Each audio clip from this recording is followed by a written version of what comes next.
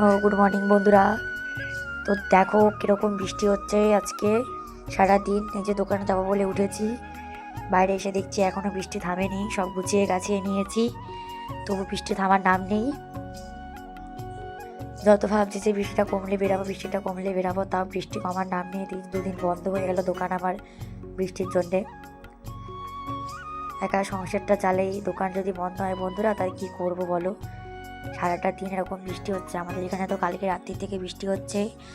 তোমাদের ওখানে কেমন বৃষ্টি হচ্ছে, কে কোনখান থেকে আমার ভিডিওটা দেখছো অবশ্যই আমাকে কমেন্ট করে জানিও, আর কেমন বৃষ্টি হচ্ছে সেটাও জানিও।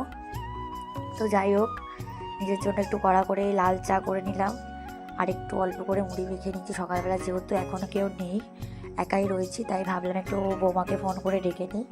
একা একা রয়েছি, বৃষ্টির দিনে ভালো লাগছে না। তো অনেকটা বেলা হয়ে গেছিলো, সেই জন্য রান্নার দিকে চলে এসেছি। তো প্রায় আমার রান্না কমপ্লিটই। তো মাঝখানে কিছু ক্লিপ আর নেওয়া হয়নি, তো এখান থেকেই নিয়েছি। আর এই যে ও চলে এসেছে আমাদের বাড়িতে, এসে এই যে ক্যামেরা ধরে নিয়েছে।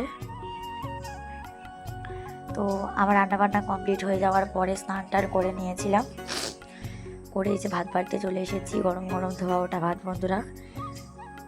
আজ এই বৃষ্টির দিনে একটু ভালোই লাগছে। তো চলো ভাত টাত বেড়ে নিই, সবাইকে দিয়ে নিই।